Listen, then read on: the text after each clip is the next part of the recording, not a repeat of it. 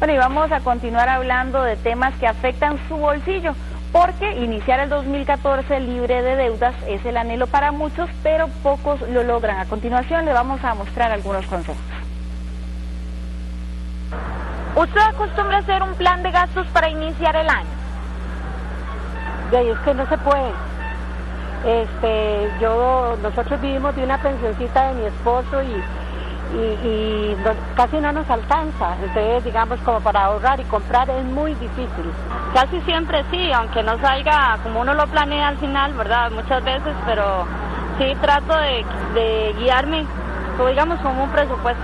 Es que hay gente que gasta más de lo que ganan, hay gente o sea, que no les da o sea, que quieren hacer más de donde no se puede. Iniciar el año sin deudas es un propósito común, sin embargo, pocas personas lo logran. Las deudas en el país son crecientes, a tal punto que solo en tarjetas de crédito se deben más de 729 mil millones de colones. Hay una gran tendencia al consumo por impulso.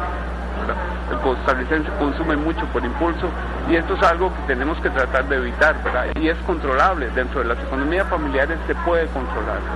Para lograr equilibrio financiero, usted debe dividir sus ingresos en 3 rubros: los gastos impostergables, los gastos fortuitos y el ahorro.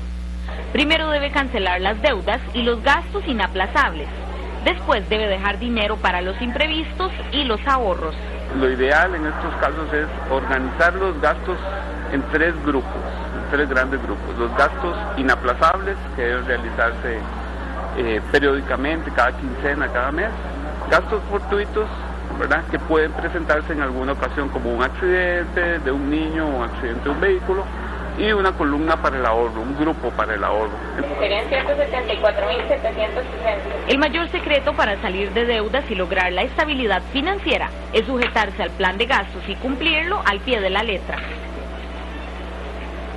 Bueno, y precisamente para ampliar acerca de este tema, hoy en la mañana agradecemos la presencia de Gabriel Pascual, él es asesor de finanzas personales, a quien le damos la bienvenida. Muchísimas gracias por madrugar y acompañarnos y hablar de este tema que, bueno, nos está interesando a todos, más que estamos iniciando el año. Así es, muchísimas gracias por la invitación.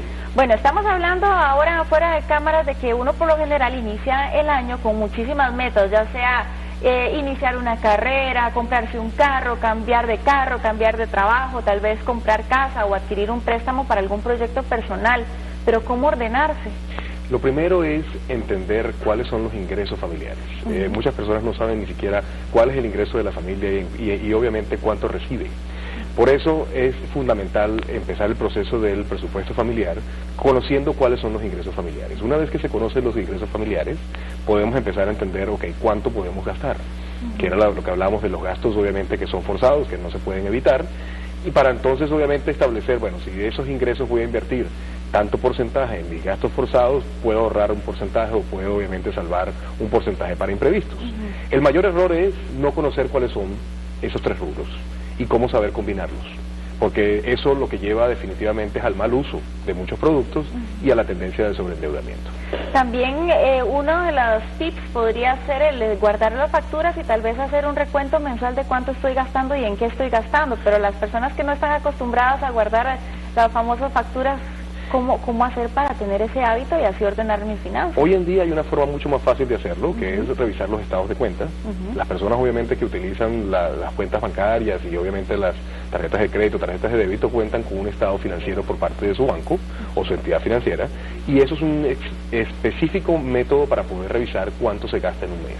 Es sumamente fácil, viene obviamente por rubro, viene por fecha y obviamente en qué se gastó, y eso es lo que permite a una persona empezar a organizar sus finanzas.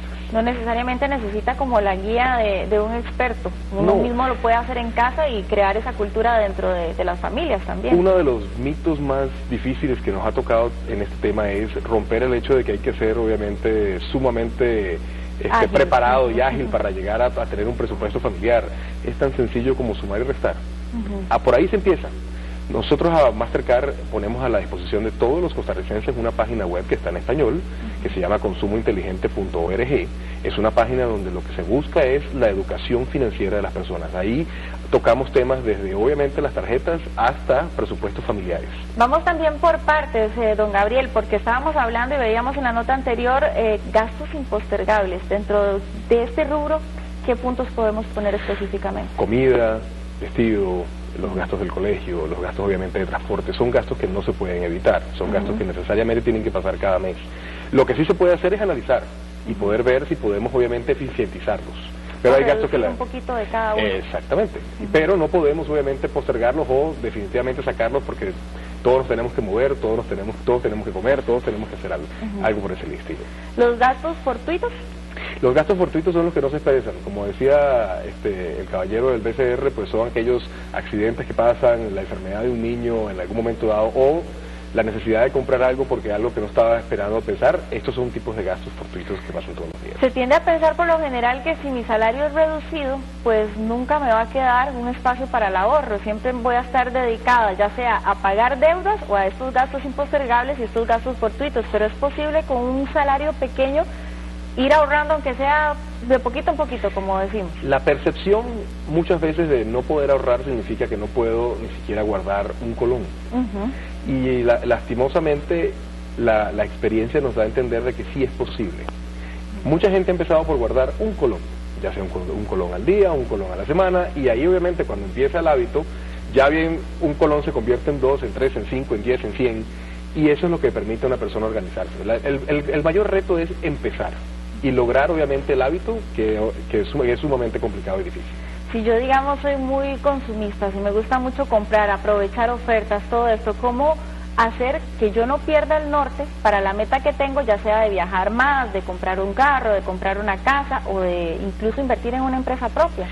Como le decía, el primer paso es cuántos son sus ingresos y cuánto estoy dispuesto a invertir de esos ingresos para gastar.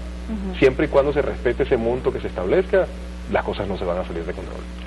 Demos tal vez a la gente que nos está viendo 3 puntos claves para no perder esta meta. Ya estábamos hablando de la platita que hay que sacar para poder ahorrar y todo esto, pero ¿cómo lograrlo? ¿Cómo no dejarse llevar, digamos, por el consumismo diario? Una de las cosas que normalmente pasa cuando una persona pierde el control es que no conoce tampoco sus gastos, no sabe cuánto gasta o cómo lo gasta.